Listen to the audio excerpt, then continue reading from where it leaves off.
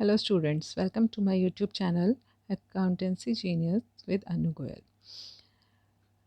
Today our topic is interest on drawings. Interest on drawings for partnership firms. Now how to calculate interest on drawing on partnership firms and साथ में हमें ये भी जानना है कि interest on drawing की जो है उस conditions क्या क्या होते हैं, किस तरीके से कब कब लगाया जाता है और कब नहीं लगाया जाता है और साथ में हमें उसकी calculation के methods और कैलकुलेशन के फार्मूलाज सभी चीज़ें आज आप इस वीडियो में देखेंगे।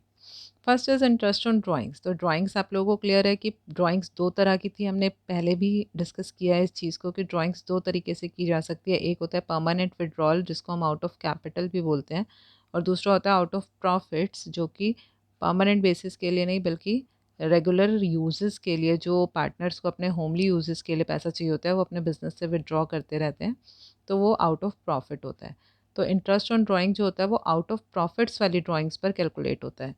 आउट ऑफ कैपिटल जो होती है वो ड्राइंग्स का पार्ट नहीं होती बल्कि वो रिडक्शन ऑफ कैपिटल होती है। इसीलिए इंटरेस्ट ऑन ड्राइंग्स जो होगा वो आउट ऑफ प्रॉफिट के लिए कैलकुलेट होगा, जो वो रेगुलर बेसिस पर विड्रॉ करते रहते हैं अपने बिजनेस से। अब है इंटरेस्ट ऑन ड्राइंग को कैलकुलेट करने का कौन कौन से हमारे पास ऑप्शंस आते हैं। सबसे पहले है हमारा कि किस तरीके से ड्राइंग की जा सकती है। इंटरेस्ट ऑन ड्राइंग कैलकुलेट करने से पहले आपको ये पता होना चाहिए कि ड्राइंग किस किस तरीके से की जा सकती है। तो सबसे पहले है कि जैसे अब अगर हम एक एग्जाम्पल ले लेते हैं कि कोई पर्सन है, कोई एक एक्स पर्सन है जो जिसके पास एक पार्टनरशिप फर्म है और वो उसके पास बस वो अर्निंग का एक वही सोर्स है कि उसको बिज़नेस करना है, पैसा कमाना है और अपने घर खर्च को उसी से चलाना है। तो अब उसे जब बिज़नेस से अर्निंग्स मिलेंगी तो वो घर पर लेकर जाएगा और उसी पैसे से वो अपना घर चलाता है। तो यहाँ पर जो वो विथड्रॉ कर कर लेकर गया दैट इज़ ड्राइंग्स, क्योंकि उसने बिज़नेस से पैसा विथड्रॉ किया है और उस विथड्रॉल से वो अपने घर के खर्च को कर रहा है। तो यहाँ पर हमारे पास इंटरेस्ट ऑन ड्राइंग जो है वो अब ड्राइंग उसने कब की वो मैटर करता है। जो उसने ड्राइंग्स हैं वो मंथ के स्टार्टिंग में की है, मिड में की है या एंड में की है, और इसके अलावा और भी बहुत सारी कंडीशंस हैं जिसको आज हम देख रहे हैं। तो फर्स्ट है हमारे पास fixed amount withdrawn at the beginning of every month. Fixed amount उसने हर महीने के स्टार्टिंग में विथड्रॉ कर लिया हो, या फिर fixed amount withdrawn at the end of every month, month के एंड में कि 30th को या 29th को उसने विथड्रॉ कर लिया है। Fixed amount withdrawn in the mid of every month, हर महीने की 15th डेट को फोर्टनाइटली वो फोर्टनाइट में एक विड्रॉ कर लेता है, मीन्स 15 तारीख को वो विड्रॉ कर लेता है अमाउंट को। Next is amount withdrawn in beginning of each quarter, means 3 महीने में एक ही बार विड्रॉ करता है। जैसे आपकी स्कूल की फ़ीस जाती है, हो सकता है वो अपने स्कूल बच्चों के स्कूल की फ़ीस के लिए ही विड्रॉ करता है बस, तो वो क्वार्टरली विड्रॉ कर लेता है, या हर क्वार्टर के मिड में विड्रॉ कर रहा है या हर क्वार्टर के एंड में विड्रॉ कर रहा है।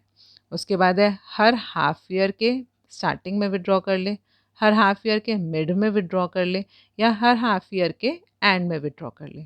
तो आई थिंक ये तो आप लोगों को क्लियर होगा कि क्वार्टर का मतलब 3 महीने में एक बार, देन उसके बाद हाफ ईयर का मतलब 6 मंथ्स में एक बार, और मंथली तो मतलब हर महीने में एक बार वो विड्रॉ कर लेता है।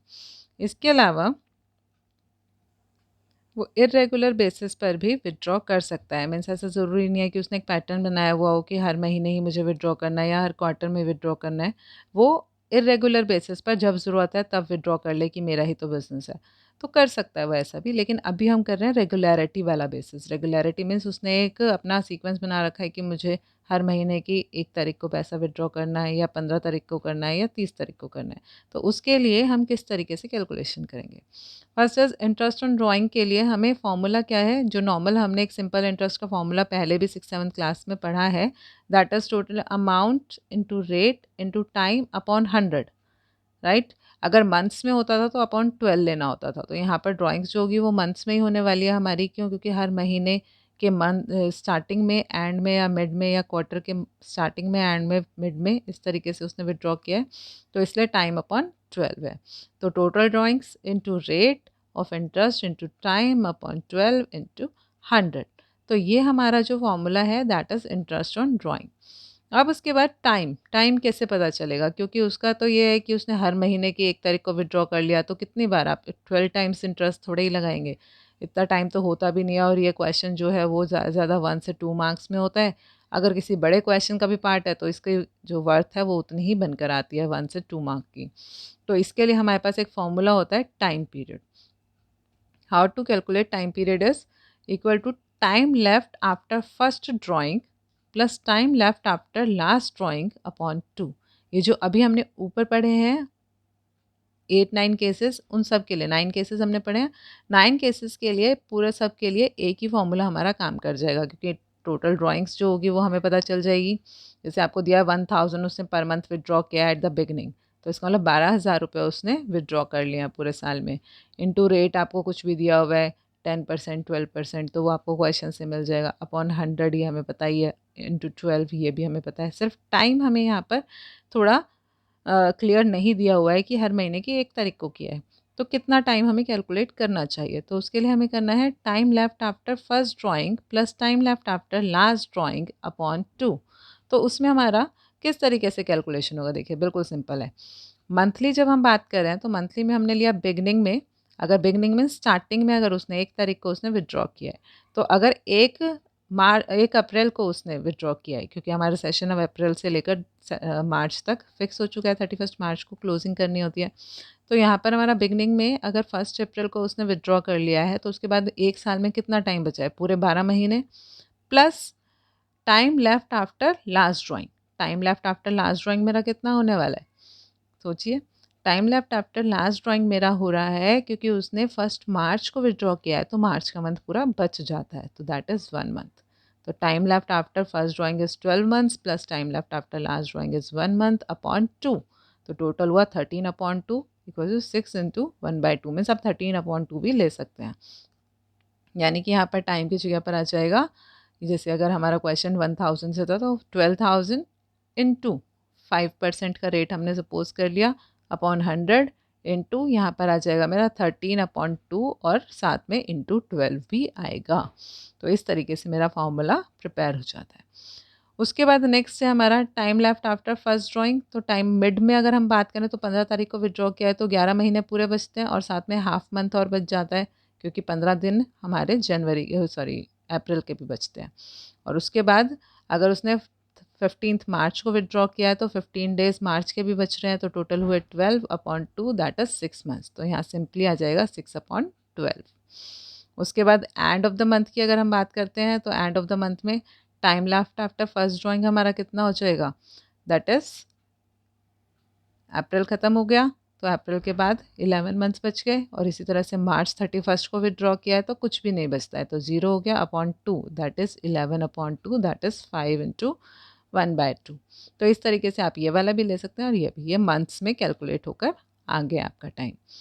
नेक्स्ट इज़ क्वार्टरली की जब हम बात करते हैं तो क्वार्टरली में हमारा क्या है, बिगनिंग की हम बात कर रहे हैं, तो उसने किया है विड्रॉ 1 अप्रैल को, तो पूरा साल बचता है 12 मंथ्स, प्लस लास्ट ड्राइंग उसकी कब होगी। अब हमारे क्वार्टर्स कौन कौन से बनते हैं यहाँ पर, हमारा क्वार्टर बनता है, फर्स्ट क्वार्टर हमारा होगा अप्रैल से लेकर जून तक, सेकेंड क्वार्टर होगा जुलाई से लेकर सितंबर एंड, देन उसके बाद अक्टूबर से लेकर दिसंबर एंड देन जनवरी से लेकर मार्च एंड। तो बिगिनिंग ऑफ उसने किया है जनवरी, बिगिनिंग ऑफ जनवरी में किया है, तो अभी जनवरी फरवरी और मार्च 3 महीने मेरे बच जाते हैं, तो that is 15 upon 2। Next is कि मिड में अगर उसने किया है तो मिड का हमारा क्या होगा, क्योंकि उसने किया है अप्रैल ख़त्म हो गया, अप्रैल के बाद मई के 15th डेट को उसने विड्रॉ किया है, तो आधा मई बचता है और जून पूरा बचता है, और उसके बाद के हमारे 9 मंथ्स भी बचते हैं, तो फर्स्ट क्वार्टर के 1.5 मंथ है और 9 मंथ्स पूरे हैं, तो ये हो गया 10.5, और साथ में हमारा जो लास्ट क्वार्टर है उसमें उसने किया है 15 फेब को, तो 15 days means half month plus 31 days of March, तो टोटल 1.5 मंथ हो गया upon 2 that is 12 upon 2 that is 6 months. अब उसके बाद है end of the month, end of the quarter. End of the quarter के लिए आपको क्या करना है कि हमारा हो जाएगा अप्रैल मई जून, तो 30 जून को विड्रॉ हुआ, तो उसके बाद मेरा कितना टाइम बचता है 9 मंथ्स, और फिर उसके बाद 31 मार्च को विड्रॉ होने के बाद कुछ भी नहीं बचता है, तो यहाँ पर हमारा 9 अपॉन 2। तो यहाँ पर देखिए mid of the month and mid of the quarter का आंसर सेम आ रहा है। It means we can say कि मिड वाला जो है सेगमेंट वो अप्रोक्स हमारा 6 ही चलता रहता है। उसके बाद है मेरा हाफ़ ईयरली का भी सेम है हमारा बिगिनिंग, मिड और एंड। बिगिनिंग का मतलब 6 महीने मीन्स आपका अप्रैल के स्टार्टिंग में किया है तो पूरा साल बचता है, और उसके बाद 6 महीने हमारे ख़त्म कब हो जाते हैं, 30 सितंबर को। तो 1 अक्टूबर को विथड्रॉ किया है तो अभी भी 6 महीने बचते हैं, तो ये मेरा हो गया टोटल 18/2। उसके बाद नेक्स्ट है हमारा, जब हम बात करें मिड की, तो 3 महीने बीत जाएँगे उसके बाद उसने स्टार्ट किया है, तो 3 महीने के को छोड़ देंगे स्टार्टिंग के। उसके बाद हमारे 9 मंथ्स बचते हैं, और इसी तरह से 3 महीने पहले वो एंड होने से विथड्रॉ कर लेगा, तो टोटल हो गए 12/2। तो यहाँ पर भी देखिए आंसर हमारा 6 ही आया है मिड में। नेक्स्ट इज़ एंड में आपने क्या किया, इसने 30 सितंबर के बाद, 30 सितंबर को सॉरी 30 सितंबर को उसने विथड्रॉ कर लिया है, और उसके बाद 31 मार्च को किया है, उसके बाद कुछ नहीं बचा है, तो यहाँ पर हमारा हो गया 3 मंथ्स। तो इस तरीके से हमारा टाइम पीरियड कैलकुलेट हो गया। इसको हम वहाँ पर प्लेस कर देंगे जहाँ पर हमारा टाइम है, और इसके बाद हमारा ये कैलकुलेशन ईजी हो जाएगा। आप याद भी रख सकते हैं, लेकिन बहुत सारे नंबर्स हो जाएंगे, कन्फ्यूज़न हो जाता है, तो बेसिकली एक ही फॉर्मूला मेरा काम हो जाता है, time left after first drawing plus time left after last drawing upon 2। और इसके अलावा आपको इंटरेस्ट ऑन ड्राइंग का फॉर्मूला तो क्लियर ही है। इंटरेस्ट ऑन ड्राइंग का सिंपल फॉर्मूला है जो सिंपल इंटरेस्ट के लिए होता है, that is total drawings into rate upon 100 into time upon 12। तो जो टाइम आता है, टाइम के लिए कैलकुलेशन करनी है। कैलकुलेशन का फॉर्मूला फिर से एक बार रिपीट कर लेते हैं, that is time left after first drawing plus time left after last drawing upon 2, that is a simple calculation. उसके बाद नेक्स्ट है हमारा unequal amount is withdrawn at different dates, जिसको हम पहले भी डिस्कस कर रहे थे कि अगर कभी ऐसा हो जाता है कि अगर हमारे पास कोई अनइक्वल अमाउंट हर महीने में विथड्रॉ किया जाता है, या किसी भी महीने में विथड्रॉ किया जाता है, कोई सीक्वेंस बनाया ही नहीं हुआ है कि हमें अभी विथड्रॉ करना है या तभी विथड्रॉ करना है, जब रिक्वायरमेंट होती है हम तब विथड्रॉ करते हैं। तो उसके लिए हम किस तरीके से कैलकुलेशन करते हैं, तो उसके मेरे पास 2 मेथड्स हैं, एक सिंपल मेथड, एक प्रोडक्ट मेथड। दोनों में से कोई भी आप यूज़ कर सकते हो, सिंपल मेथड में भी और प्रोडक्ट मेथड में भी। तो सिंपल मेथड के लिए आपको क्या करना है, सबसे पहले सपोज़ करिए कि ये आपको दो इन्फॉर्मेशन प्रोवाइडेड होंगी, डेट और अमाउंट की, कौन सी डेट पर क्या विथड्रॉ किया गया है। मैंने सीधा इसका क्वेश्चन में सॉल्यूशन किया है कि यहाँ पर आपको क्या करना है, सिंपल मेथड में आपको सबसे पहले ये देखना है कि इसके बाद कितना टाइम बचा है। क्यों? क्योंकि जो हमने अमाउंट विथड्रॉ किया है वो एक तरह से उतने टाइम के लिए उधार लिया है बिज़नेस से। मई में अगर विथड्रॉ किया है तो फर्स्ट मई को है, तो फर्स्ट मई के बाद फर्स्ट जून, जुलाई, अगस्त, सितंबर, अक्टूबर, नवंबर, दिसंबर, जन, फेब, मार्च, तो 11 मंथ्स। इसी तरह से फर्स्ट अगस्त है तो अगस्त के बाद कैलकुलेशन करेंगे, सर 30 सितंबर है तो अक्टूबर से स्टार्ट करेंगे, 31 जन है तो फेब और मार्च 2 ही महीने बचते हैं, 31 मार्च है तो उसके बाद कोई भी मंथ नहीं है, मीन्स सेशन तक का ही कैलकुलेशन होता है। उसके बाद फॉर्मूला हमने लगाया 2000 इंटू, हमने यहाँ सपोज किया है 15% इंटरेस्ट रेट है, तो 15/100 इंटू 11/12। 12 कहाँ से आया, 12 इज़ फॉर टाइम पीरियड, कि हमने मंथ्स में कैलकुलेशन करना है तो डिवाइड बाय 12 करना ही पड़ता है। तो इस तरीके से हर एक स्टेप के लिए आपको अलग 5000 into 15/100 into 8/12, then 2000 into 15/100 into 6/12, इस तरीके से कैलकुलेशंस चलते चले जाएंगे। देन मेरा यहाँ पर है सेकंड मेथड, उसका प्रोडक्ट मेथड। प्रोडक्ट मेथड भी सिमिलर ही है, बस थोड़ा सा डिफरेंस इसमें क्या आ जाता है कि उसी तरीके से आपको सेम क्वेश्चन मैंने लिया है, सेम क्वेश्चन में आपको क्या कर लेना है, यहाँ पर आपका जो अमाउंट है उसको नंबर ऑफ मंथ से मल्टीप्लाई कर लेना है, 22,000 देन 40,000 देन 12,000 देन 12,000 अगेन और ज़ीरो। पहले भी ज़ीरो ही हो गया था उसका आंसर, रीज़न क्या था, क्योंकि जब मंथ हमने यहाँ पर नंबर ऑफ मंथ्स में यहाँ पर 0/12 किया तो वो अपने आप ही ज़ीरो में आंसर शो करेगा। अब यहाँ पर आपका 86,000 टोटल ड्राइंग ले लेंगे, total drawing into 15/100 into only 1/12, क्योंकि एक तरह से देखिए 11/12 किया था हमने वहाँ पर, अब यहाँ पर 11 से ऑलरेडी मल्टीप्लाई हो चुका है तो सिर्फ डिवाइड बाय 12 कर दिया। तो जो भी मेथड आपको कन्वीनियंट लगता है आप दोनों में से कोई भी ऑप्ट कर सकते हैं, आंसर दोनों से सेम आएगा, उसमें कोई डिफरेंस नहीं होगा, आंसर दोनों का बिल्कुल ही सेम होने वाला होगा। ओके, अब उसके बाद नेक्स्ट है हमारा कि अगर आपको ये ना बताया हो कि कौन सी डेट को ड्राइंग की गई है, या कितना अमाउंट कब विड्रॉ किया गया है। सिर्फ एक बता दिया गया है कि टोटल पूरे साल में 20,000 रुपये विड्रॉ किया, तो अब आप उसको क्या अज्यूम करेंगे कि स्टार्टिंग में किया, एंड में किया, या मिड में किया, या पर्टिकुलरली किसी डेट पर किया। अगर मेंशन है तो हमें वही फॉलो करना है कि डेट पर्टिकुलर बता दी गई है या मंथ पर्टिकुलर बता दिया गया है, तो उसके अकॉर्डिंगली हम, जैसे अब एक ही महीने पूरे साल में सिर्फ एक ही बार, सपोज़ करो 1 जनवरी को उसने विड्रॉ किया 10,000 रुपये, तो 1 जनवरी से यानी कि आगे उसने कितना टाइम यूज़ किया, 3 मंथ्स के लिए यूज़ किया, तो 3/12 और जो रेट गिवन है उसके अकॉर्डिंग 10,000 पर आप उसको कैलकुलेट कर इंटरेस्ट लगा देंगे। लेकिन अगर 10,000 तो गिवन है लेकिन मंथ स्पेसिफाई नहीं किया गया है, तो उस केस में आप क्या करेंगे, अगर टाइम पीरियड स्पेसिफाइड नहीं होता तो 6 मंथ्स का इंटरेस्ट लगता ही है ऑन एन एवरेज बेसिस। ये एक रूल है कि आपको अगर कुछ भी मेंशन नहीं है तो 6 मंथ्स का इंटरेस्ट लगाना ही होगा। लेकिन ये मेंशन होना चाहिए कि इंटरेस्ट ऑन ड्राइंग लगाना है, बिकॉज़ आपने पहले भी पढ़ा है पार्टनरशिप डीड साइलेंट होती है, क्वेश्चन में कुछ मेंशन नहीं होता इंटरेस्ट ऑन ड्राइंग के बारे में, तो इट इज़ नॉट चार्जेबल, ये चार्ज नहीं किया जा सकता। इट मीन्स कि वो वेव ऑफ है, नहीं लगेगा। लेकिन अगर ये मेंशन है कि इंटरेस्ट ऑन ड्राइंग तो लगाना है, इंटरेस्ट ऑन ड्राइंग का रेट प्रोवाइडेड है क्वेश्चन में, तो इट मीन्स वो लगाना है, और लगाना है लेकिन टाइम पीरियड मेंशन नहीं है, तो आपको 6 मंथ्स का इंटरेस्ट लगाना चाहिए। 6/12 मीन्स यहाँ पर आपका हो जाएगा 6/12। उसके बाद नेक्स्ट है when the rate of interest is given, means ये तो बताया है 15% लगाना है, लेकिन पर एनम वर्ड नहीं लिखा क्वेश्चन में।